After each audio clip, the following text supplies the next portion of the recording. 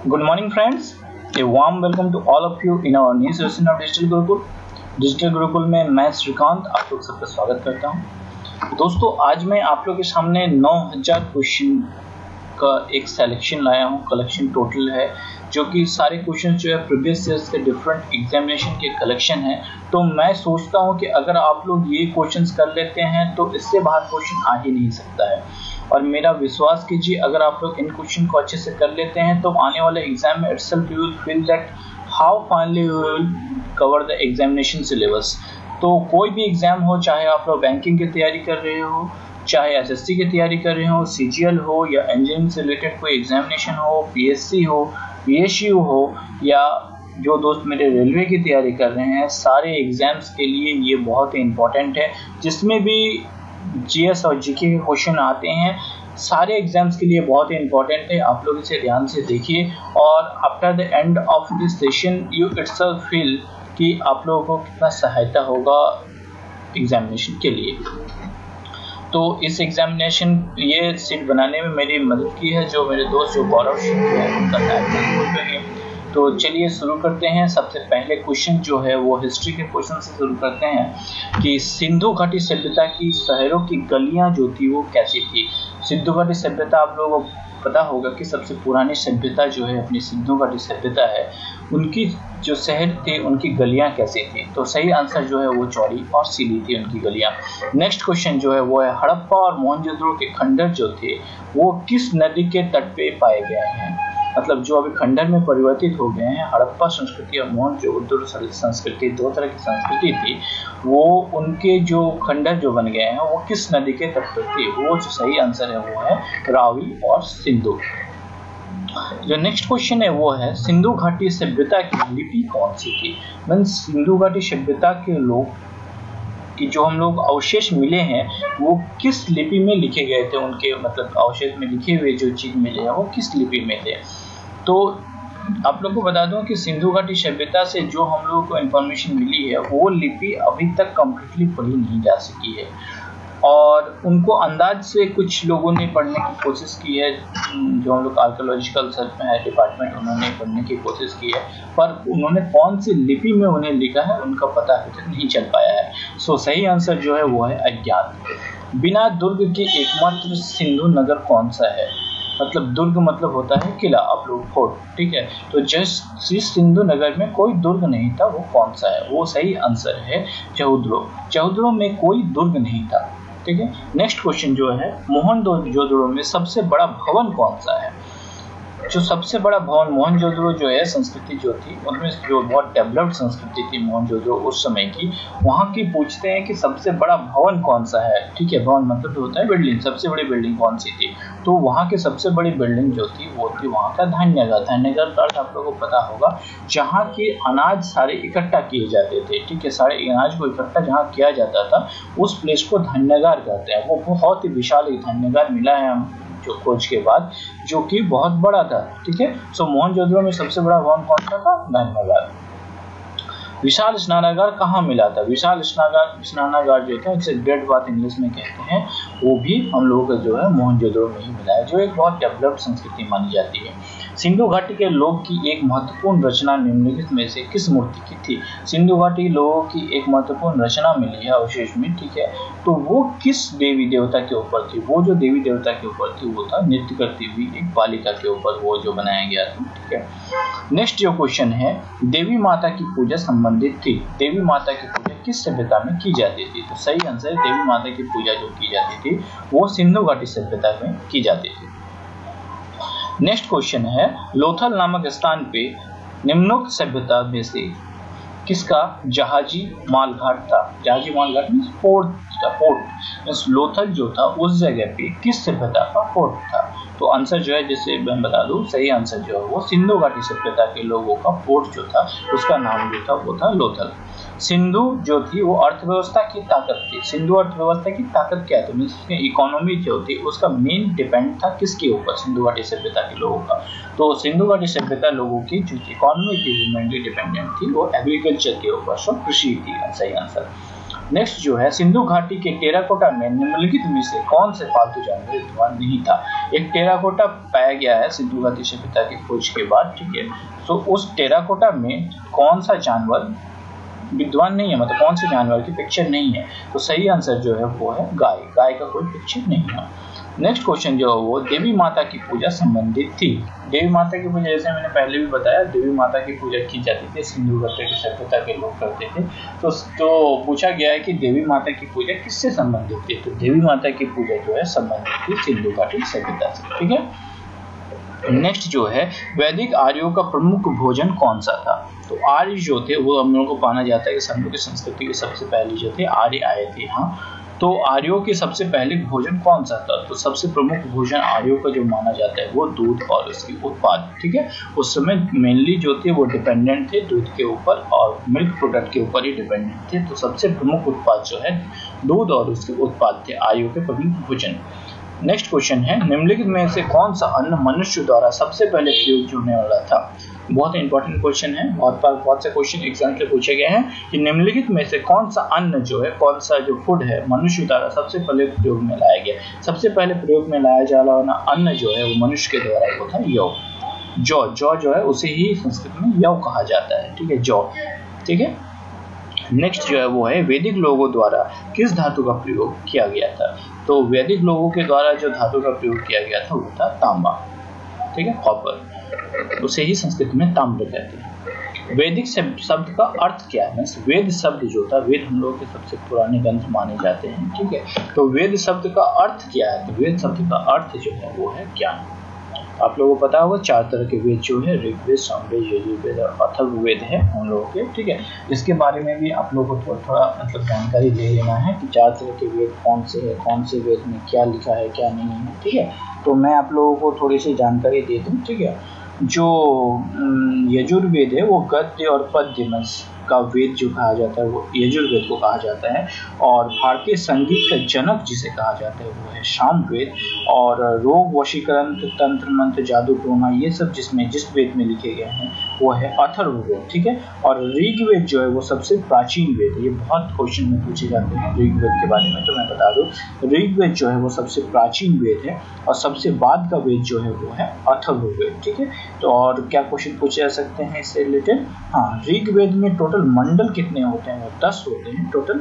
और ऋग्वेद में जो है वो सूक्तों और ऋचाओं की संख्या जो है 1028 और 10,462 जो है उसमें ऋचाएं हैं, ठीक है। बस इतने ही क्वेश्चन पूछे जाते हैं और तो कुछ नहीं मेनली। और पुराणों के बारे में अगर आपसे क्वेश्चन पूछे जाएं तो पुराण के रचयिता कौन है ये पूछे जा सकते हैं। तो पुराण के रचयिता मैं बता दूं वो है लोमहर्ष और उसका पुत्र जो था उग्रसर्वा, वो पुराण के रचयिता हैं।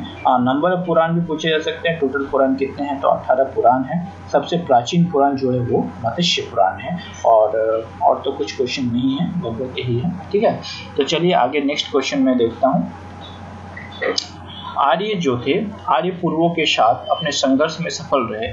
आर्य जो है आर्य पूर्व मतलब आर्य से पहले जो थे उनके साथ जो युद्ध हुआ उसमें सफल क्यों रहे, मेन किस कारण से वो सफल रहे, ठीक है। तो उनका मूल कारण था उनके द्वारा जो घोड़ों से जो रथ यूज किया गया उसके द्वारा ही वो सफल रहे। तो आरंभिक वैदिक काल में जो थी वो पूर्ण व्यवस्था आधारित थी किसके ऊपर। आरंभिक वैदिक काल में पूर्ण जो व्यवस्था थी वो डिपेंडेंट थी, वो है व्यवसाय के ऊपर, बिजनेस के ऊपर ही मेनली डिपेंडेंट था। नेक्स्ट जो क्वेश्चन है वो है आर्यों को एक जाति कहने वाला पहला यूरोपीय कौन था। आर्य जो थे उनको जाति कहने वाला पहला यूरोपीय जो था वो था मैक्स मूलर।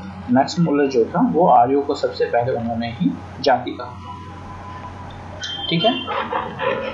नेक्स्ट क्वेश्चन जो है वो है निम्नलिखित में से कौन सी जनजाति सभा सामान्य रूप से जनजातीय सदर मुखिया के चुनाव में शामिल होती थी, ठीक है। मुखिया का जो चुनाव होता था उनमें से कौन सी जनजातीय जो है सामान्य रूप से जो है वो शामिल होती थी, वो जो है वो है समिति और सभा में वो मेनली रूप से शामिल होते थे, ठीक है।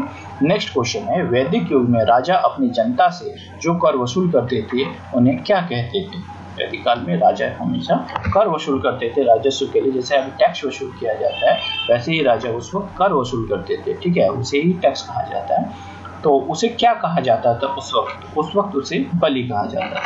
प्रसिद्ध गायत्री मंत्र कहाँ से लिया गया है। गायत्री मंत्र जो आप लोगों को पता होगा, ओम भूर्भुवः स्वः जो गायत्री मंत्र है आप लोगों ने सुना होगा, वो गायत्री मंत्र जो है वो कहाँ से लिया गया। वो गायत्री मंत्र जो लिया गया वो सबसे जो प्राचीन वेद है, जो कि जैसे मैंने बताया कि जैसे ऋचाओं में है और श्लोक और ऋचाओं में जैसे जो है वो ऋग्वेद, तो ऋग्वेद से जो है सबसे पहले गायत्री मंत्र को लिया गया। तो भारतीय प्रतीक जो पर उत्कर्ष सत्यमेव जयते लिया गया है, ये बहुत इंपॉर्टेंट क्वेश्चन है। आप लोगों को बता दो, ये बहुत सारे एग्जाम में पूछा जाता है, ठीक है। जो कि भारतीय प्रतीक जो पे उत्कर्ष जो है, प्रतीक मतलब जो अशोक स्तंभ भारतीय प्रतीक है, आप लोगों को पता होगा, उस पे सत्यमेव जयते जो लिखा हुआ है वो कहाँ से लिया गया है। वो जो सत्यमेव जयते लिया गया है वो लिया गया है मंडूक उपनिषद से। उपनिषद जो है जैसे मंडूक उपनिषद, उनमें से एक उपनिषद है, उस उपनिषद से लिया गया है, ठीक है।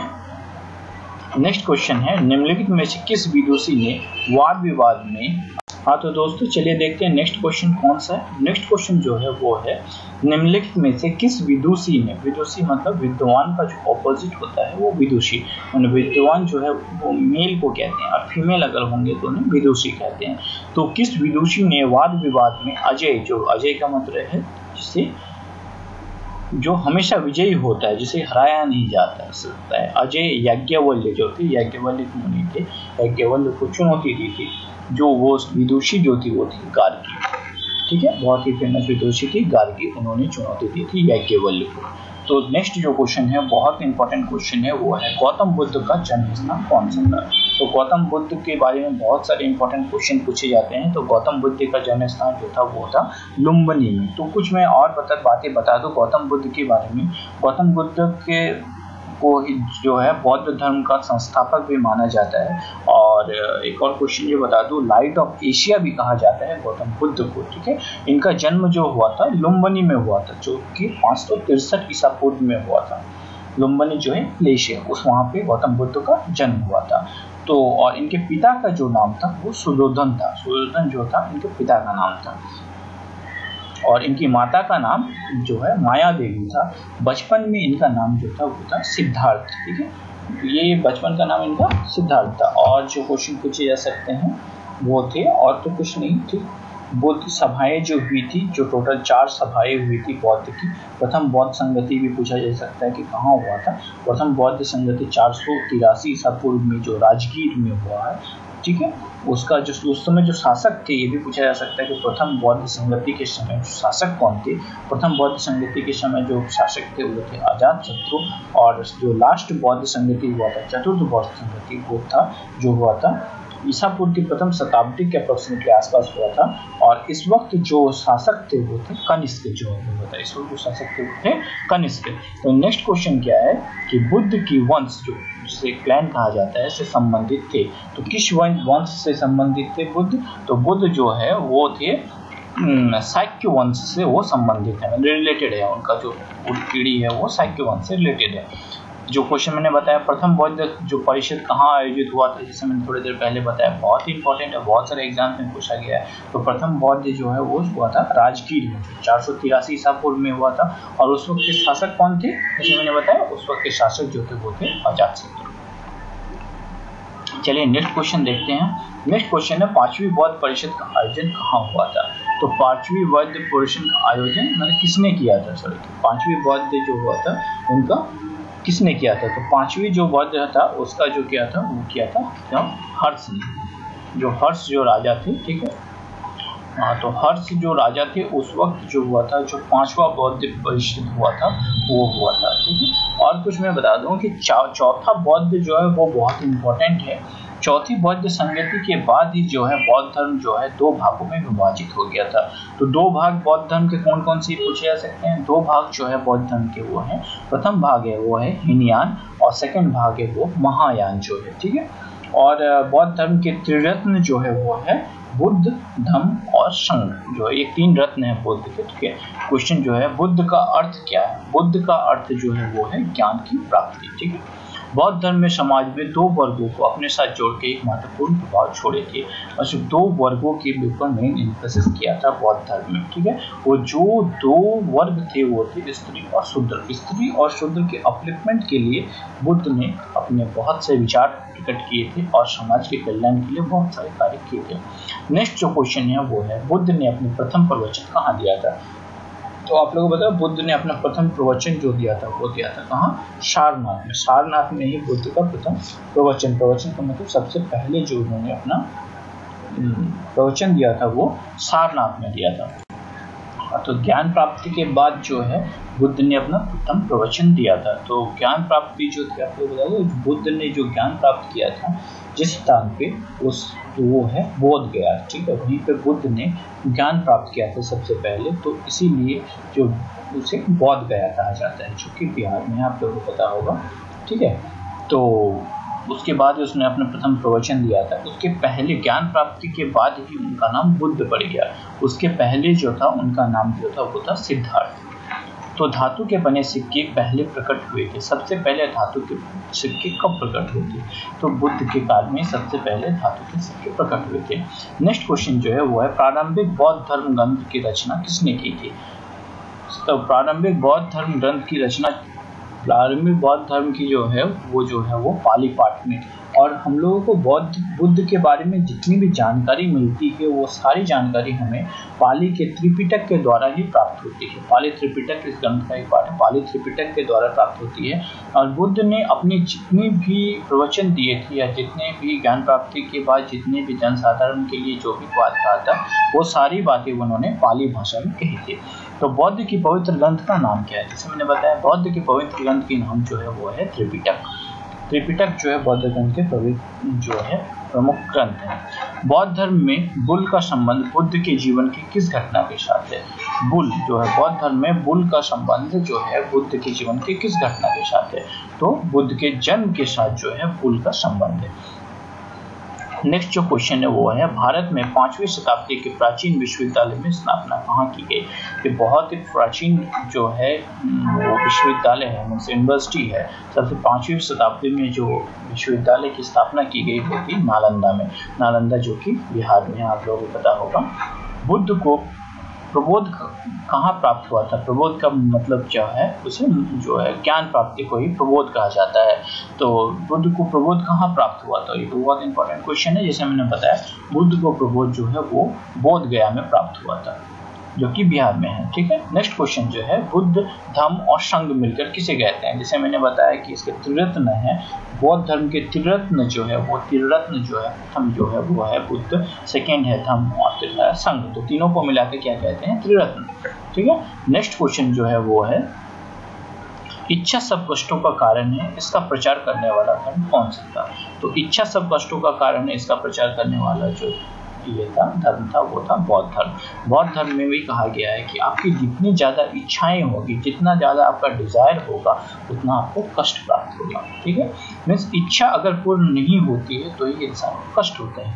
जैसे कि आपने बहुत इच्छा की, बहुत ज्यादा आपको डिजायर है कि मैं कुछ करूंगा, या किसी से एक्सपेक्टेशन आपको बहुत ज्यादा है, और एक्सपेक्टेशन अगर आपकी ब्रेक होती है तो ये आपको कष्ट होता है। या आपने बहुत ज्यादा डिजायर कर रखा है कि मैं टॉप करूंगा, और अगर नहीं कर पाते हैं तो इंसान बहुत दुखी हो जाता है। तो इसलिए बौद्ध धर्म में कहा गया है कि इच्छा ही सब कष्टों का कारण है। नेक्स्ट जो क्वेश्चन है वो है, बौद्ध के पवित्र अवशेषों पर निर्मित गुंबदाकार छत वाली अर्धगोलाकार संरचना को क्या कहा जाता है? तो बौद्ध के पवित्र अवशेषों से निर्मित जो गुंबदाकार छत है उसे स्तूप कहा जाता है। ठीक है, तो सबसे पहले जो सांची का स्तूप जो है वो बहुत फेमस है, आप लोगों को पता होगा। नेक्स्ट जो है, बुद्ध की मृत्यु किस वर्ष में हुई थी? तो बुद्ध की जो मृत्यु हुई थी वो आप लोगों को बता दूं 483 ईसा पूर्व में। हाँ, तो दोस्तों जो क्वेश्चन है वो है, बुद्ध की जो है, महात्मा बुद्ध की मृत्यु किस वर्ष हुई थी? तो मैं बता दूं, महात्मा बुद्ध की जो मृत्यु हुई थी वो 80 वर्ष की उम्र में कुशीनगर, जो कि देवरिया उत्तर प्रदेश में स्थित है अभी करंटली में, चुंद जो है एक जाति थी, उनके द्वारा भोजन कराने के लिए उन्हें बुलाया गया था, और उस भोजन करने के दौरान ही बुद्ध की मृत्यु हो गई थी। और बुद्ध की मृत्यु जो है उन्हें जो है महापरिनिर्वाण जो है वो कहा जाता है। महापरिनिर्वाण कहा जाता है बुद्ध की मृत्यु को। ठीक है, और बुद्ध की मृत्यु जो कब हुई थी 483 ईसा पूर्व में, 483 ईसा पूर्व में बुद्ध की मृत्यु हुई थी। और बुद्ध की जो मृत्यु और उनके जन्म का जो प्रमाण है वो हमें चीनी परंपरा के जो है वो कॉन्टोन अभिलेख के आधार पे हम लोग निश्चित किया गया है। कॉन्टोन अभिलेख में ही बुद्ध की जन्म और मृत्यु की तारीख जो है वो लिखी हुई है और उसी के आधार पर हम लोग एग्जैक्टली ये मानते हैं कि बुद्ध का जन्म जो है कब हुआ था और बुद्ध की मृत्यु जो है वो 483 ईसा पूर्व में हुई थी। और बुद्ध का जन्म जैसे मैंने बताया कब हुआ था, 563 ईसा पूर्व में जो हुआ था कपिलवस्तु के लुम्बिनी नामक स्थान में हुआ था। और जन्म उसकी मृत्यु हुई थी 483 ईसा पूर्व में देवरिया उत्तर प्रदेश के कुशीनगर में। ठीक है, नेक्स्ट जो क्वेश्चन है वो है महावीर के बारे में। महावीर आप लोगों को पता है कौन थे, महावीर जो है वो जैन धर्म के थे। ठीक है, नेक्स्ट क्वेश्चन है महावीर कौन थे। तो महावीर जो थे जैन धर्म के जो थे 24वें तीर्थंकर थे। और मैं एक बात बता दूं, जैन धर्म की 23वें तीर्थंकर कौन थे। जैन धर्म के जो 23वें तीर्थंकर थे वो थे पार्श्वनाथ। ठीक है, और ये जो थे 24वें तीर्थंकर थे। और जैन धर्म के संस्थापक जो थे और प्रथम तीर्थंकर, अगर आप लोग से पूछे कि जैन धर्म के संस्थापक कौन थे तो बहुत सारे लोग कंफ्यूज हो जाते हैं और जैन धर्म के संस्थापक के रूप में ही महावीर को लिख देते हैं। पर मैं आपको बता दूं जैन धर्म के संस्थापक महावीर नहीं थे। जैन धर्म के संस्थापक और प्रथम तीर्थंकर जो थे वो थे ऋषभ थे। और महावीर जो थे जैन धर्म के 24वें तीर्थंकर थे, क्योंकि 23वें तीर्थंकर जैन धर्म के जो थे वो थे पार्श्वनाथ। ठीक, नेक्स्ट क्वेश्चन है वर्तमान महावीर में परिनिर्वाण कहाँ प्राप्त किया। ठीक है, परिनिर्वाण मतलब आप लोगों को पता है जिसे मैंने बताया मुक्ति जिसे कहते हैं या ज्ञान प्राप्ति, कहाँ प्राप्त किया उन्होंने। तो उन्होंने जो ज्ञान प्राप्त किया उन्होंने वो पावापुरी में प्राप्त किया है। ठीक है, हाँ, तो जो जैन धर्म के जो थे ये हम लोगों के जो महावीर थे इनको जो ज्ञान प्राप्त हुई थी वो बहुत ही कठिन तपस्या से 12 साल की कठिन तपस्या के बाद उन्हें ज्ञान प्राप्त की थी। और ज्ञान प्राप्ति जो उन्होंने की थी वो जो थी त्रिशुपल्लिका जो नदी है उस नदी के तट पर एक साल वृक्ष के नीचे 12 वर्ष तक उन्होंने बहुत कठिन तपस्या की। उसके बाद उन्हें ज्ञान प्राप्त हुआ। उसके बाद ज्ञान प्राप्ति के बाद उनका नाम महावीर चिन्ह पड़ा। महावीर का अर्थ जो है वो विजेता है। ठीक है, महावीर का अर्थ विजेता है। और मैं बता दूं अपने पहला उपदेश जो उन्होंने दिया था वो दिया था प्राकृतिक भाषा में दिया था पहला उपदेश। और जैसे मैंने बताया कि बुद्ध धर्म में पहला उपदेश जो दिया गया था या उपदेश दिया गया था वो पाली भाषा में दिया गया था। और उनके प्रथम अनुयायी जो थे उनका फॉलोअर जो था महावीर की वो उनके दामाद जो है। ठीक है, वो खुद के दामाद जो प्रियदर्शनी जो थी उनकी बेटी थी और उनके खुद के दामाद जो थे वो सबसे पहले जो फॉलोअर थे वो उनके दामाद थे। उनकी बेटी जो थी प्रियदर्शनी उसके हस्बैंड। ठीक है, और जो जैन धर्म का जो पहला सभा जो हुआ था वो पाटलिपुत्र में हुआ था और 322 ईसा पूर्व में हुआ था, इस वक्त हुआ था। और इस सभा के बाद जैसे मैंने बताया कि बौद्ध धर्म में क्या हुआ था उसके चौथे सभा के बाद वो 2 भाग में विभाजित हो गया था।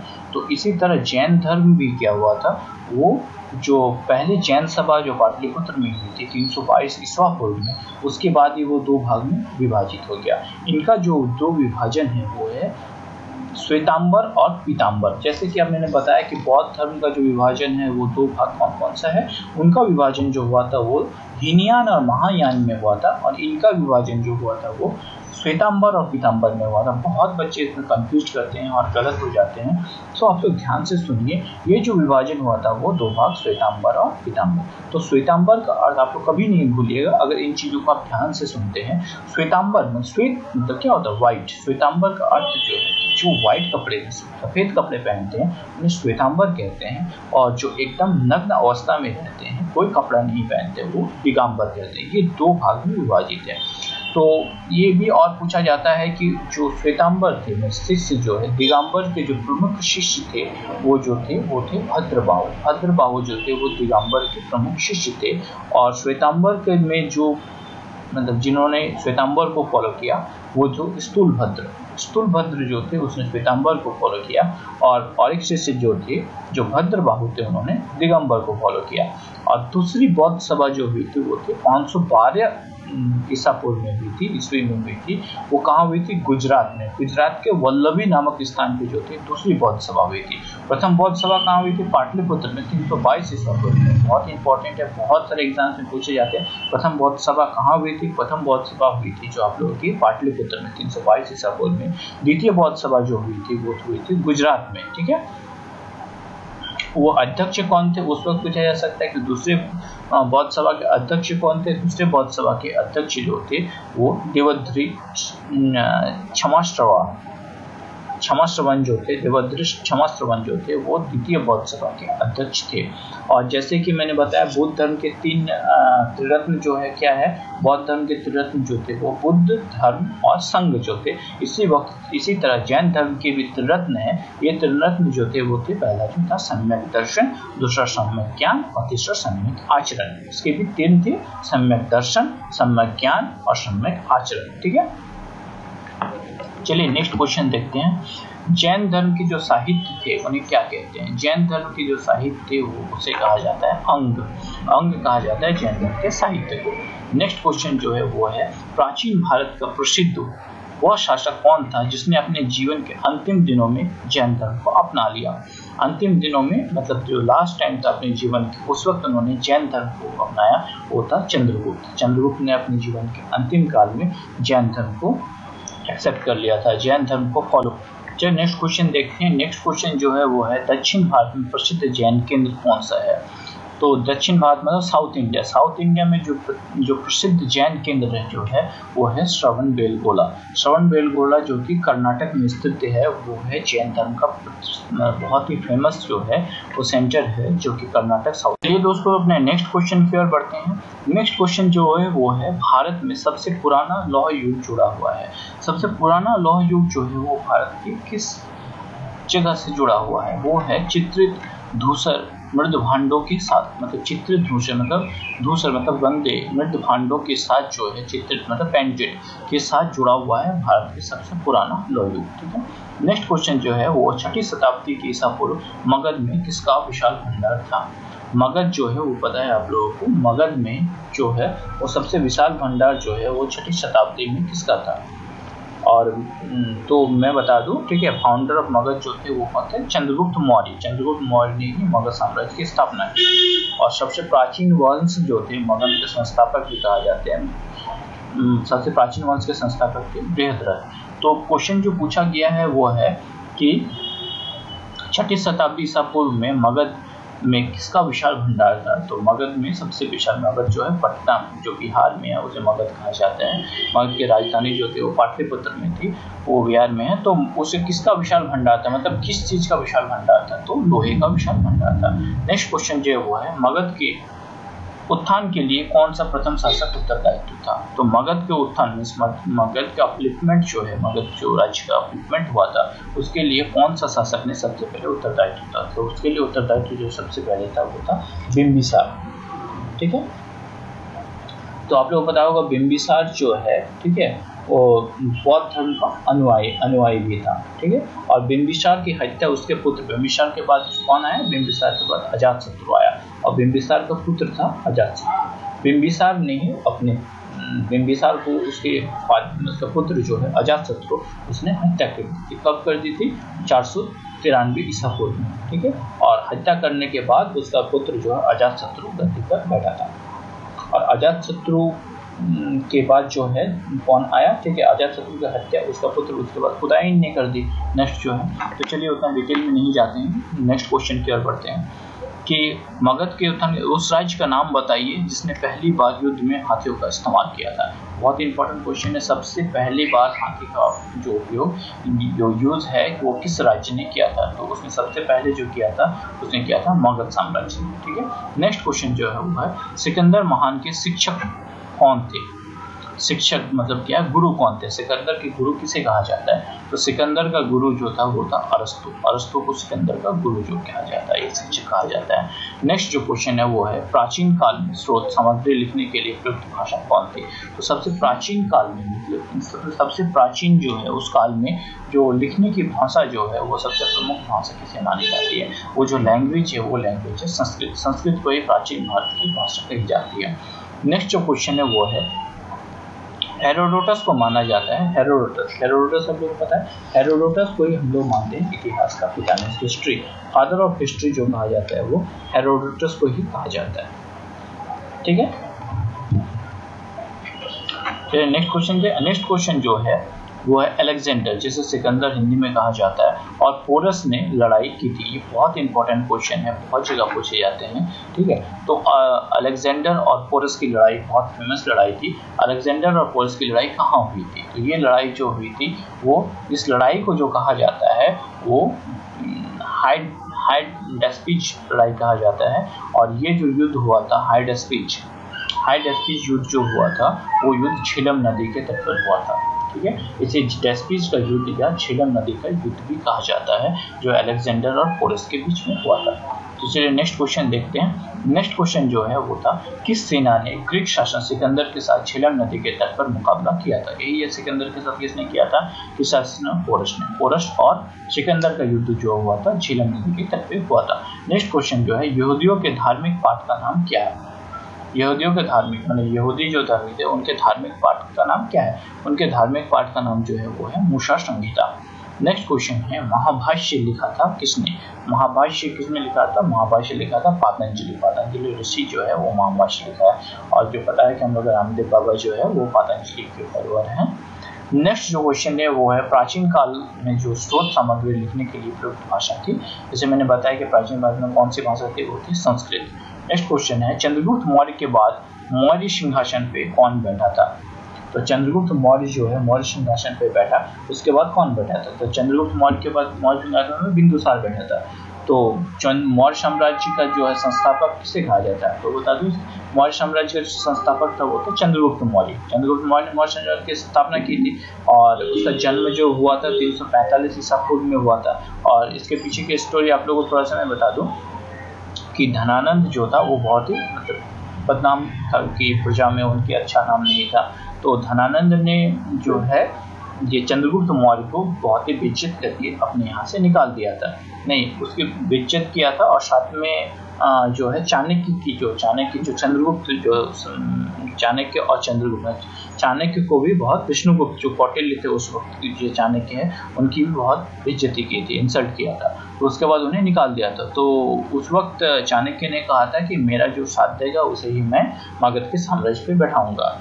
तो उस वक्त चाणक्य का साथ जो था उन्होंने चंद्रगुप्त ने दिया था। तो बाद में चंद्रगुप्त ने धनानंद को हराया और मौर्य साम्राज्य की स्थापना की, और इसीलिए मौर्य साम्राज्य का संस्थापक जो है वो किसे कहा जाता है? वो चंद्रगुप्त मौर्य को कहा जाता है। ठीक है, चंद्रगुप्त मौर्य ने 322 ईसा पूर्व में गद्दी पर बैठा था, किसकी सहायता से? चाणक्य की सहायता से। चाणक्य ने बहुत ही इंपॉर्टेंट बुक लिखा है, उसका नाम जो है अर्थशास्त्र। जो पूछा जाता है बहुत क्वेश्चन कि अर्थशास्त्र किससे रिलेटेड है? तो चाणक्य से रिलेटेड है। ठीक है, और चाणक्य ने, चंद्रगुप्त ने जो है और इम्पोर्टेंट जो काम किया था वो 305 ईसा पूर्व में जो है सेल्यूकस निकेटर को भी हराया था। सेल्यूकस निकेटर जो है वो सिकंदर का राजदूत था, जो आप लोगों को पता है, सेल्यूकस निकेटर। ठीक है, बाद में हारने के बाद सेल्यूकस निकेटर ने अपनी पुत्री जो है जिसका नाम कैरलिया था, ठीक है, उसकी शादी चंद्रगुप्त मौर्य के साथ कर दी थी। और मेगास्थनीज जो है सेल्यूकस निकेटर का राजदूत था। ठीक है, और जो कि चंद्रगुप्त के दरबार में ही रहता था। ठीक है, और मेगास्थनीज के द्वारा लिखी गई बहुत ही इंपॉर्टेंट बुक जो है वो है इंडिका। बहुत ही क्वेश्चन पूछे जाते हैं कि उसके द्वारा जो बुक लिखा गया है वो है इंडिका। और लास्ट में चंद्रगुप्त मौर्य की मृत्यु जो होगी वो 298 ईसा पूर्व में श्रावण बेलगोला में उसकी मृत्यु हो गई। तो श्रावण बेलगोला जो मैंने बताया, जो कि साउथ में है, कर्नाटक में जो श्रावण बेलगोला है वहाँ उसकी मृत्यु हो गई, जहाँ की जैन धर्म का बहुत ही इंपॉर्टेंट है स्थल है। नेक्स्ट जो क्वेश्चन है वो है, यूनानियों ने भारत से बाहर किसने निकाला था? यूनानियों को जो है भारत से बाहर किसने निकाला था? तो यूनानियों के साथ जो युद्ध हुआ था वो चंद्रगुप्त मौर्य का हुआ था, जिसमें चंद्रगुप्त मौर्य की विजय हुई थी। उसके बाद चंद्रगुप्त मौर्य ने यूनानियों को भारत से बाहर निकाल दिया था। नेक्स्ट क्वेश्चन जो है वो है, बिंदुसार के शासन के दौरान अशांति कहाँ थी?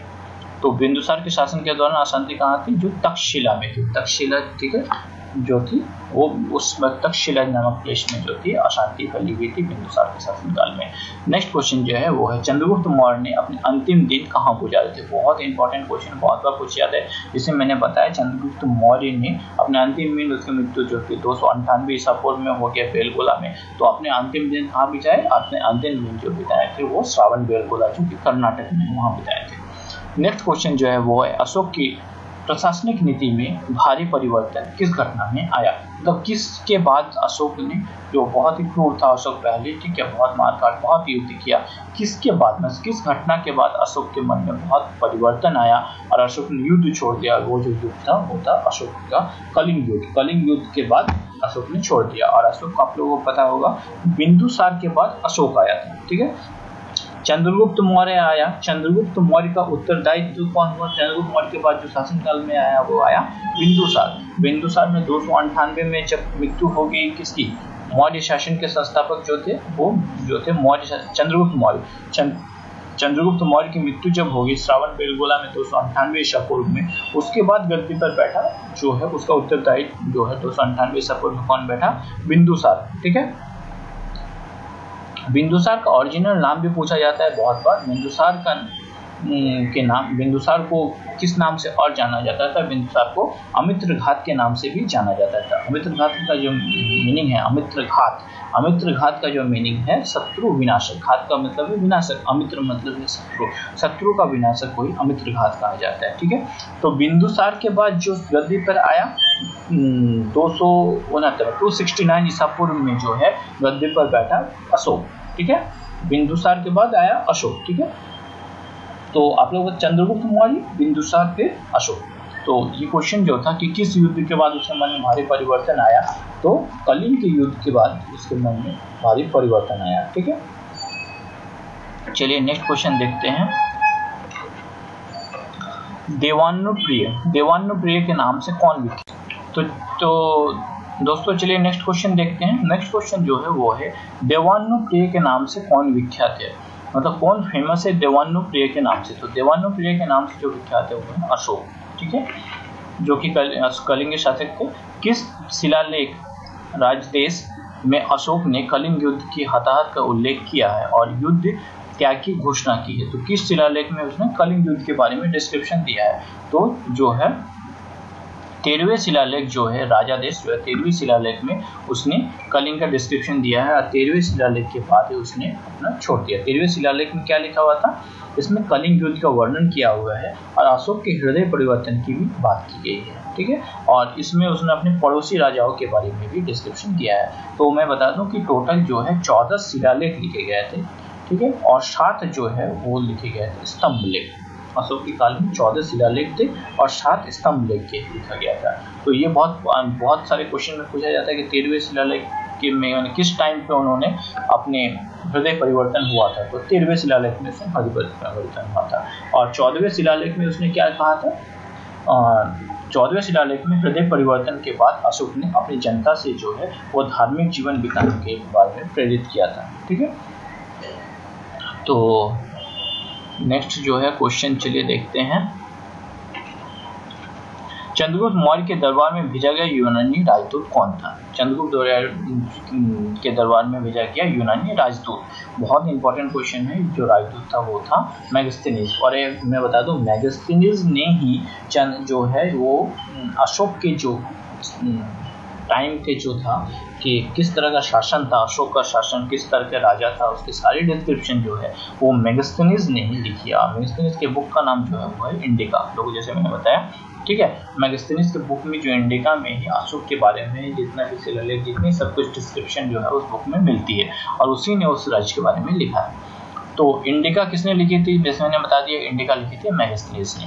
मौर्य दरबार में ग्रीस के राजदूत का नाम था, कौन सा ग्रीक राजदूत आया था? ग्रीस का राजदूत आया था जो है वो मौर्य दरबार में, तो मैंने बताया जैसे आया था वो मेगास्थनीज ही था। अशोक ने किस बुद्ध साधु को प्रभावित होकर बौद्ध को अपनाया था? तो उपगुप्त जो था, उपगुप्त, ठीक है, वो बौद्ध भिक्षु जो था उसी से अशोक ने दीक्षा ली थी, उपगुप्त से, ठीक है। तो नेक्स्ट क्वेश्चन जो है वो है चंद्रगुप्त मौर्य का प्रसिद्ध गुरु जो चाणक्य था किस विद्या केंद्र से संबंधित था। चंद्रगुप्त मौर्य को जिसने शासन पे बैठाया था जो है चंद्रगुप्त मौर्य किसका था, जो मैंने बताया कि मौर्य वंश का संस्थापक था चंद्रगुप्त मौर्य, ठीक है, जिसका वंश जन्म जो है, जो चंद्रगुप्त मौर्य का जन्म 345 ईसा पूर्व में हुआ था, उसे किसने हेल्प किया था, तो जैसे मैंने बताया उसका हेल्प जो किया था उसने चाणक्य ने किया था, ठीक है। और उसके प्रसिद्ध गुरु चाणक्य जो है किससे संबंधित है, तक्षशिला से संबंधित है। और उसकी बुक कौन सी है चाणक्य की, जो है अर्थशास्त्र है, ठीक है। नन जो है कलिंग युद्ध किस वर्ष में हुआ था, कलिंग का युद्ध जो हुआ था वो 261 ईसा पूर्व में हुआ था, कलिंग का युद्ध, ठीक है, 261 ईसा पूर्व में हुआ था। और कलिंग के आक्रमण का डिस्क्रिप्शन जो है अपने इबालिब के 8वें वर्ष में जो है राज्याभिषेक के 8वें वर्ष के बाद जो है उसने 261 ईसा पूर्व में कलिंग पर आक्रमण किया, ठीक है। और कलिंग की राजधानी जो है, जो तोसली है, तोसली को अपने अधिकार में ले लिया था इसी टाइम पे। कब लिया था, 261 ईसा पूर्व में अपने अधिकार में ले लिया था। तो नेक्स्ट क्वेश्चन है अशोक पर कलिंग के युद्ध का प्रभाव कहाँ देखा जाता है, तो इसका आंसर जो है वो शिलालेख में उत्कीर्ण जो है 13वें शिलालेख में, जैसे मैंने बताया अशोक के 13वें शिलालेख में उसने अपने कलिंग युद्ध का डिस्क्रिप्शन दिया है और अपने हृदय परिवर्तन के बारे में भी बताया है। साथ में अपने पड़ोसी राज्यों के भी कुछ डिस्क्रिप्शन उन्होंने अपने 13वें शिलालेख में दिया है। तो मौर्य काल के दौरान शिक्षा का सबसे प्रसिद्ध केंद्र कौन सा था, बहुत इंपॉर्टेंट क्वेश्चन है, बहुत सारे एग्जाम में पूछा गया है कि मौर्य काल के दौरान शिक्षा का सबसे प्रमुख केंद्र जो था वो तक्षशिला था। और तक्षशिला किससे रिलेटेड है, चाणक्य से रिलेटेड है। अर्थशास्त्र के लेखक किसके समकालीन थे, तो अर्थशास्त्र के लेखक कौन थे, चाणक्य थे। तो चाणक्य किसके समकालीन थे, तो चंद्रगुप्त मौर्य थे। सही आंसर क्या हुआ, चंद्रगुप्त मौर्य, कोई कंफ्यूजन नहीं है। चलिए नेक्स्ट क्वेश्चन देखते हैं, अर्थशास्त्र की रचना किसने की थी, जिसने मतलब बता दिया अर्थशास्त्र की रचना चाणक्य ने की थी, जिसे कौटिल्य और विष्णुगुप्त भी कहा जाता है।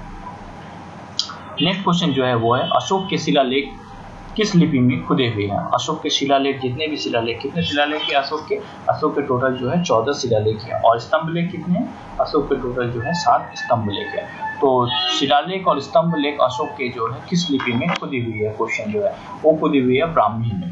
ब्राह्मी जो है वो जो अभिलेख है उसमें खुदी हुई है। निम्नलिखित में से किसने और कब पहली बार अशोक के शिलालेख का अर्थ स्पष्ट किया है। सबसे पहले अशोक के शिलालेख का अर्थ जो है स्पष्ट किया उन्होंने 1837 में जेम्स प्रिंसेप ने सबसे पहले, जो अंग्रेज होते हैं जेम्स प्रिंसेप, ठीक है, जेम्स प्रिंसेप ने सबसे पहले जो है अशोक के शिलालेख के बारे में डिस्क्रिप्शन दिया है। तो किस प्रसिद्ध शासक को शिलालेखों का जनक कहा जाता है, सबसे ज्यादा शिलालेख किसने किया, सबसे ज्यादा शिलालेख किसने, अशोक ने लिखवाया, तो अशोक को ही जो कहा जाता है सबसे शिलालेख का जनक। कितना शिलालेख लिखे थे, और बता दो मैं 14 शिलालेख लिखे थे और 7 जो है उन्होंने स्तंभ लेख लिखे थे। नेक्स्ट क्वेश्चन जो है वो है मौर्य वंश के शासक के दौरान जो है स्थानिक कौन था, स्थानिक जो है किसे कहा जाता था मौर्य शासन के दौरान। मौर्य शासन के दौरान जो है स्थानिक जो है वो कहा जाता था किसे, हाँ, मौर्य शासन के दौरान जो है मौर्य शासन के दौरान स्थानिक जो कहा जाता है तो वो जिला प्रशासन को कहा जाता है, मतलब डिस्ट्रिक्ट जो है एडमिनिस्ट्रेशन को ही स्थानिक कहा जाता था। नेक्स्ट जो क्वेश्चन है वो है मौर्य वंश के तत्काल बाद किस वंश ने आकर मगध साम्राज्य की स्थापना की। तो जैसे मैंने बताया मौर्य साम्राज्य के बाद कौन सा साम्राज्य आया था, मौर्य साम्राज्य के बाद। तो मौर्य साम्राज्य को कौन कौन था, मौर्य साम्राज्य में सबसे पहले जो मैंने बताया चंद्रगुप्त मौर्य आया, उसके बाद 298 ईसा पूर्व में बिंदुसार आया, बिंदुसार के बाद अशोक आया, ठीक है। और अशोक को क्या हुआ, अशोक के बाद जो है वो पुष्यमित्र जो है उन्होंने आया। तो उसके बाद उसने शुंग वंश जो है, शुंग वंश के संस्थापक कौन थे, पुष्यमित्र शुंग जो है वो उसके बाद अशोक के बाद आए। तो उसके बाद कौन सा है, तो क्वेश्चन आंसर जो है पुष्यमित्र शुंग या तो शुंग वंश, ठीक है। नेक्स्ट जो है क्वेश्चन जो है मिलिंद पान्हु क्या है, ये है एक बौद्ध पाठ है, ठीक है, मिलिंद पान्हु, ठीक है, मिलिंद पान्हु जो है एक बौद्ध पाठ को कहा जाता है।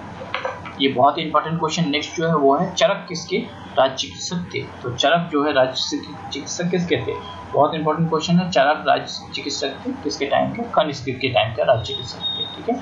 नेक्स्ट क्वेश्चन है वो है कुषाण काल में भारतीय और ग्रीक शैली के मिश्रण से विकसित कला विद्यालयों में किस नाम से जाना जाता है। तो ये बहुत इंपॉर्टेंट कला जो है वो है गांधार कला, गांधार कला से जाना जाता है। भारतीय और ग्रीक शैली के मिश्रण की जो कला है वो है गांधार कला। ठीक है, चलिए नेक्स्ट क्वेश्चन देखते हैं। नेक्स्ट क्वेश्चन जो है, कुषाण वंश के प्रसिद्ध राजा का नाम बताइए। जैसे मैंने बताया, कुषाण के प्रसिद्ध राजा का नाम जो है कनिष्क, और कनिष्क के टाइम पे जो कौन आए थे, चरक जो है चिकित्सा मेडिसिन के क्षेत्र में बहुत इंपॉर्टेंट माने जाते हैं चरक जो है, वो चरक कौन थे, वो कनिष्क के टाइम पे है। और कनिष्क जैसे कि आप लोगों को पता होगा, कनिष्क ने जो है 78 ईस्वी में वो गद्दे पर बैठे थे और उन्होंने सबसे पहले संवत जो चलाया था। ठीक है, और शक संवत कहलाया है, जो भारत का शक संवत जो चलता है वो कनिष्क के टाइम से ही चलता है, कनिष्क ने ही उसे शुरू किया था। तो कनिष्क वंश किसका सबसे प्रतापी राजा, जो कुषाण वंश जो था, कुषाण वंश का सबसे प्रतापी राजा जो था वो कनिष्क ही था। और कनिष्क के टाइम के सबसे प्रमुख जो राजवैद्य थे, जिसे मैंने कहा कि मेडिकल के क्षेत्र में है, वो राजवैद्य जो थे वो चरक थे। ठीक है, और उन्हीं ने किसकी रचना की थी, चरक संहिता की रचना की थी। ठीक है, और भारत का आइंस्टाइन जिसे कहा जाता है, ये भी बहुत बार क्वेश्चन पूछा जाता है कि भारत का आइंस्टाइन किसे कहा जाता है। भारत का आइंस्टाइन जो है, नागार्जुन जो है, वो इसी टाइम के थे, कुषाण जो थे, कुषाण वंश के टाइम का जो कनिष्क का शासनकाल था, उसी शासनकाल के दौरान ही भारत का आइंस्टाइन जो है वो नागार्जुन जो थे इसी काल के थे। और इनके द्वारा लिखी गई प्रमुख पुस्तक जो है वो माध्यमिक सूत्र है। ठीक है, और कनिष्क की मृत्यु जो है वो 102 ईस्वी में हो गई थी। और उसके बाद कुषाण वंश का धीरे धीरे पतन हो गया, और कुषाण वंश का अंतिम शासक जो था वो था कौन था, पूछा जाएगा कुषाण वंश का अंतिम शासक कौन था, वो था वासुदेव। वासुदेव जो था कुषाण वंश का अंतिम शासक था। चलिए नेक्स्ट क्वेश्चन देखते हैं।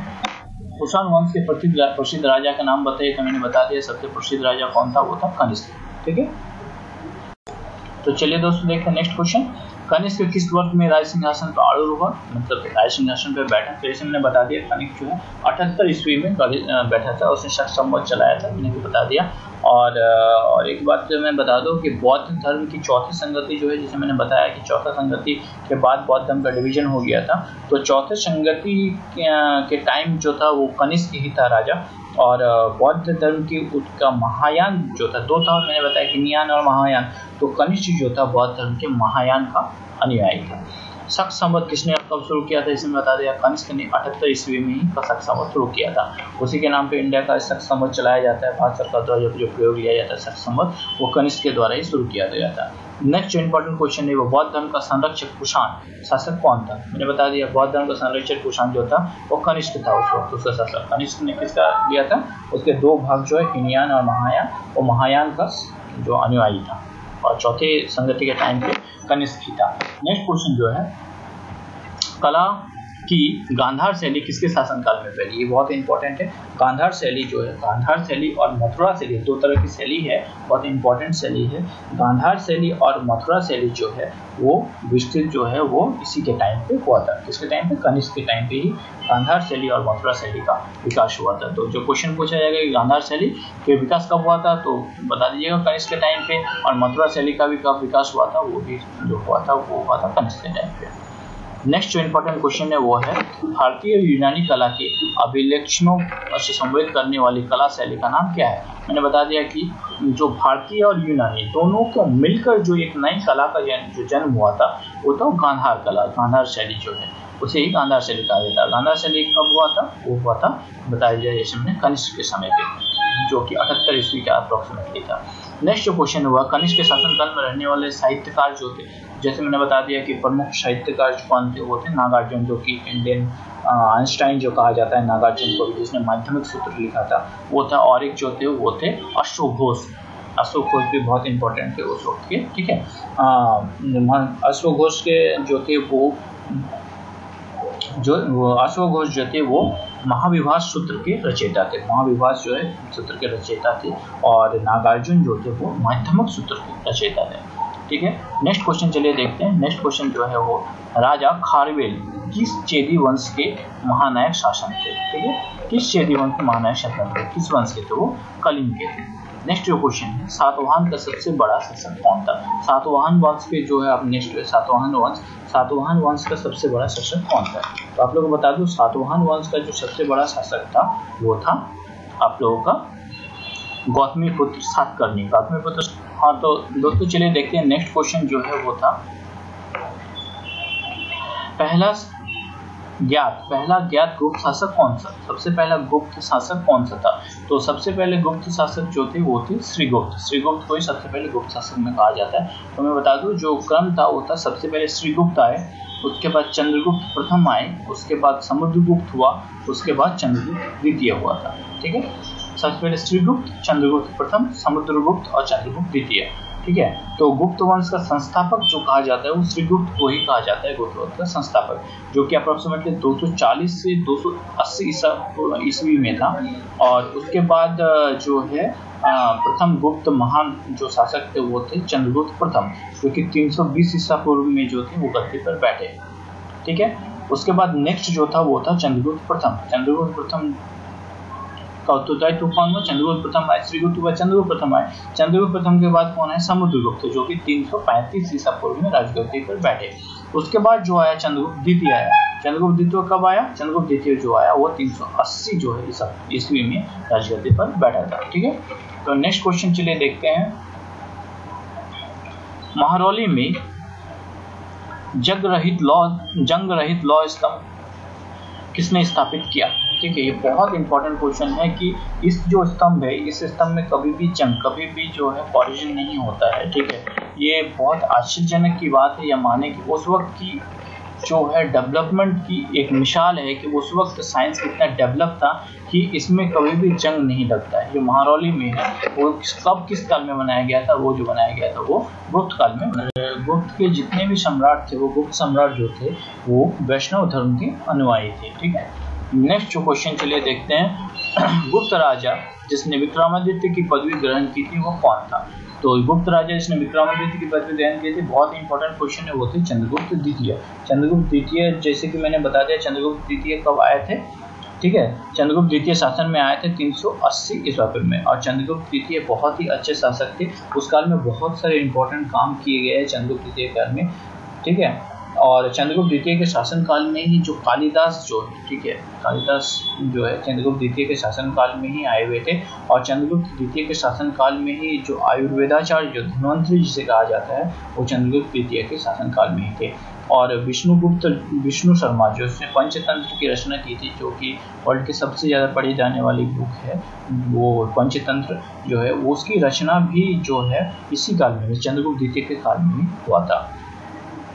और जो इम्पोर्टेंट कार्य हुए थे, बहुत सारे कार्य जो है चंद्रगुप्त द्वितीय के काल में कहा हुआ था, वो था आर्यभट्ट ने जो थे, आर्यभट्ट जो कि सूर्य सिद्धांत जिसने लिखा था, सर्वप्रथम बताया था कि सूर्य जो है पृथ्वी के चारों ओर घूमता है। ठीक है, वो भी जो था चंद्रगुप्त द्वितीय के काल में ही था। तो चंद्रगुप्त द्वितीय के काल में और भी प्रमुख विद्वान जो थे, जैसे कि आर्यभट्ट था, बराहमिहिर थे, धन्वंतरी थे, ब्रह्मगुप्त थे, सारे इंपॉर्टेंट जितने भी थे ये लोग सारे चंद्रगुप्त द्वितीय के काल में थे। ठीक है, और पुराणों की रचना भी जो है वो कहा जाता है कि पुराणों का रचना भी चंद्रगुप्त द्वितीय के काल में ही हुआ था। ठीक है, और इसी काल में चंद्रगुप्त काल ने भी सोने और जो चांदी के सिक्के जो है प्रथम बार चलाए चंद्रगुप्त द्वितीय के काल में। ठीक है, याज्ञवल्क्य, नारद और बृहस्पति की जो रचनाएं हैं, ठीक है, वो गुप्त काल में ही की गई।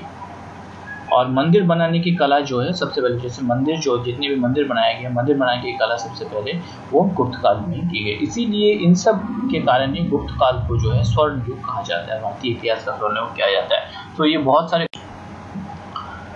नेक्स्ट जो क्वेश्चन जो है वो है लिच्छवी दोहत्रे किसे कहते हैं? लिच्छवी दोहत्रे जिसे मैंने कहा है, लिच्छवी दोहत्रे जो है समुद्रगुप्त को कहते हैं, और उसे और एक नाम से भी जाना जाता है, अश्वमेधकर्ता। उसने ये अश्वमेध की यज्ञ किया था, तो इसलिए उसे अश्वमेधकर्ता भी कहा जाता है, या लिच्छवी दोहत्रे, क्योंकि लिच्छवी वंश से थी इसलिए लिच्छवी दोहत्रे भी कहा जाता है। ठीक है, क्योंकि लिच्छवी दोहत्रे इसलिए कहा जाता है क्योंकि उसकी जो माता थी, जैसे चंद्रगुप्त प्रथम जो था उसने लिच्छवी राजकुमारी, ठीक है, राजकुमारी से विवाह किया था। ठीक है, इसलिए लिच्छवी राजकुमारी से विवाह करने के बाद उसे महाराजा धीराज की उपाधि धारण की थी चंद्रगुप्त प्रथम ने, इसीलिए उसका जो उसके बाद उत्तराधिकारी हुआ उसका, ठीक है, समुद्रगुप्त, इसीलिए उसे कहा जाता है लिच्छवी दोहत्रे। ठीक है, तो मैंने कारण इसके पीछे का मैं थोड़ा बैकग्राउंड बता दिया। ठीक है, नेक्स्ट क्वेश्चन जो है भारतीय नेपोलियन के नाम से आमतौर पर कौन सा हिंदू राजा विख्यात है? तो भारतीय नेपोलियन के नाम से बहुत इंपॉर्टेंट क्वेश्चन है, बहुत सारे एग्जाम से पूछे गए हैं। भारतीय नेपोलियन के नाम से जो है समुद्रगुप्त विख्यात है। ठीक है, नेक्स्ट क्वेश्चन है भारतीय संस्कृति का स्वर्ण युग किसे कहा जाता है, किस काल को कहा जाता है। मैंने बता दिया कि गुप्त काल में बहुत सारे डेवलपमेंट हुए हैं हम लोगों के इंडियन संस्कृति का। सो भारतीय इतिहास के भारतीय संस्कृति का स्वर्ण युग जो कहा जाता है वो गुप्त काल को कहा जाता है। नेक्स्ट जो क्वेश्चन है, गुप्त काल में किस धातु के सर्वाधिक सिक्के जारी किए गए। जैसे मैंने बताया कि गुप्त काल में जो है सोने और चांदी के बहुत सिक्के जारी किए गए और सबसे ज्यादा सिक्के जो जारी किए गए वो सोने के सिक्के जारी किए गए। नेक्स्ट क्वेश्चन है, प्रसिद्ध गुप्त संवत निम्नलिखित में से किस वर्ष में शुरू किया गया। तो मैंने जैसे बता दिया कि संवत किसने शुरू किया सबसे पहले, ठीक है। तो संवत जो है सबसे पहले शुरू किया गया कुषाण वंश के टाइम पे शुरू किया गया था। शक संवत जो शुरू किया गया था सबसे पहले कुषाण वंश के टाइम शुरू किया गया था। तो प्रसिद्ध गुप्त संवत जो है अलग से गुप्त काल में शुरू किया गया, ठीक है। तो गुप्त संवत कब शुरू किया गया था, गुप्त संवत जो है 319 ईस्वी में शुरू किया गया। नेक्स्ट क्वेश्चन जो है, इलाहाबाद स्तंभ के शिलालेख में से किसकी उपलब्धियां वर्णित है। तो इलाहाबाद स्तंभ जो है बहुत 7 स्तंभ जैसे मैंने बताया उस काल में जो अशोक के काल में 7 स्तंभ हैं, ठीक है, और शिलालेख जो है 14 हैं। तो 7 स्तंभ में से जो एक स्तंभ है उसमें इलाहाबाद स्तंभ, जो इलाहाबाद स्तंभ में जो शिलालेख है उसमें किसकी उपलब्धियां वर्णित की गई है। तो उसमें जो उपलब्धियां वर्णित की गई है वो समुद्रगुप्त की वर्णित की गई है। नेक्स्ट जो क्वेश्चन है, इलाहाबाद स्तंभ शिलालेख किसने बनवाया था, ठीक है। तो इलाहाबाद स्तंभ जो है वो अशोक ने उसमें नहीं बनाया था। इलाहाबाद स्तंभ जो है वो जो है हरिसेन ने इलाहाबाद स्तंभ बनाया था। 7 स्तंभ बनाया था अशोक ने, लेकिन ये जो है इलाहाबाद स्तंभ इसने नहीं बनाया था अशोक ने, ठीक है, इसे हरिसेन ने बनाया था।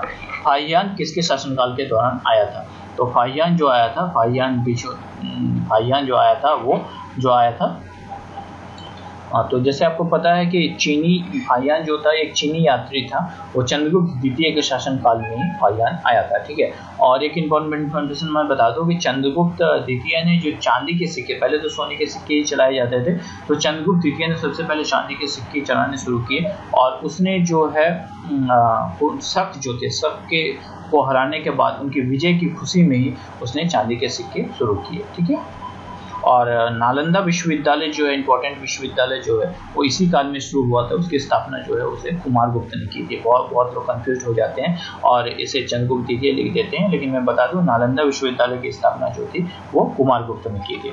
चलिए नेक्स्ट क्वेश्चन देखते हैं, पंचतंत्र की कथाओं का संकलन किसने किया। जैसे मैंने बता दिया पंचतंत्र की कथाओं का संकलन किसने किया, विष्णुगुप्त ने किया। जो तो मैंने बताया गुप्त काल में विष्णुगुप्त जिसने पंचतंत्र की रचना की थी और वो जो है ये संसार का सबसे प्रचलित ग्रंथ माना जाता है, ठीक है। बाइबल जो है वो सबसे प्रचलित ग्रंथ है, ठीक है। बाइबल के बाद दूसरा नंबर जो आता है वो इसी का आता है, ठीक है। इसे 5 भागों में डिवाइड किया गया है। मेनली जो है पंचतंत्र को वो जो है मित्र भेद जो है, मित्र भेद, मित्रलाभ, संधि विग्रह और लब्ध प्रणाद और अपक्षित करित, ठीक है, वो 5 भागों में डिवाइड किया गया है, ठीक है। नेक्स्ट चलिए क्वेश्चन देखते हैं, मेघदूत के लेखक कौन है। मेघदूत के लेखक जो है वो कालिदास है, ठीक है। नेक्स्ट क्वेश्चन है, प्राचीन भारत के विख्यात चिकित्सक धन्वंतरि ने अपने परामर्श, ठीक है, किसके दरबार में दिया था। तो जैसे मैंने बता दिया धन्वंतरि जो चिकित्सा जो मेडिसिन से रिलेटेड धन्वंतरि भी चंद्रगुप्त द्वितीय के काल में थे। तो चंद्रगुप्त द्वितीय के काल के थे तो किसने परामर्श दिया हुआ, चंद्रगुप्त द्वितीय के समय में, ठीक है। वराहमिहिर कौन थे, ठीक है। वराहमिहिर जो थे एक प्रमुख एस्ट्रोनॉट थे, खगोलविद, ठीक है, एस्ट्रोनॉमर जो थे वराहमिहिर। किसने शासनकाल के दौरान अजंता गुफाओं का निर्मित की गई। अजंता गुफाएं जैसे मैंने बता दिया, अजंता गुफाएं जो 29 गुफाएं जो वर्तमान में टोटल जो है अजंता की कुल 29 गुफाएं थी, जिसमें अभी शायद केवल 6 गुफाएं ही बची हुई है, ठीक है। जिस गुफाओं में से 16 से 17 गुफाएं जो है उसे गुप्त काल में ही बनाया गया, ठीक है। और इस गुफाओं में 16वें में, ठीक है, जो है वो मरणासन राजकुमारी के चित्र जो है वो डिस्क्रिप्शन उसमें दिया गया है, ठीक है। नेक्स्ट क्वेश्चन जो है वो है, संगम काल में रोमन व्यापारी का केंद्र बताइए, ठीक है। तो संगम काल जो था बहुत इंपॉर्टेंट काल था संगम काल। संगम काल में रोमन व्यापारी का केंद्र जो था वो अरिकमेडिस था। नेक्स्ट क्वेश्चन है, एलोरा में गुफा एवं सिलोत्कर्णी जो है मंदिर किसकी प्रतिनिधित्व करता है। एलोरा जो गुफाएं हैं, ठीक है, अजंता एलोरा की जो मैंने करता है अजंता और एलोरा की गुफाएं हैं। तो एलोरा की गुफाओं में जो, ठीक है, एलोरा की गुफाओं में किसका रिप्रेजेंटेशन किया जाता है? तो इसकी गुफा में रिप्रेजेंटेशन किया जाता है वो हिंदू, बौद्ध और जैन का किया जाता है। नेक्स्ट क्वेश्चन जो है वो है चिलेश्वर नामक मंदिर का निर्माण किसने किया? चिलेश्वर नामक, बहुत इंपॉर्टेंट क्वेश्चन है, बहुत में पूछे जाते हैं। चिलेश्वर नामक मंदिर का निर्माण जो किया वो विजयालय ने, ठीक है। हाँ तो दोस्तों ये मेरा जो है फर्स्ट सेशन था, या इसके सेकंड सेशन देखने के लिए आप लोग जरूर मुझे सब्सक्राइब कीजिए और लाइक कीजिए। अगर आप लोगों को पसंद आया तो जरूर से जरूर लाइक कीजिए और सब्सक्राइब कीजिए। आपके लाइक और सब्सक्राइब से ही मेरी मोटिवेशन राइज होती है और मुझे ज़्यादा मेहनत करने की प्रोत्साहन मिलता है। So thanks for watching my video and definitely get success if you are connected with me. Shrikant, आप लोग सबका धन्यवाद करता हूँ।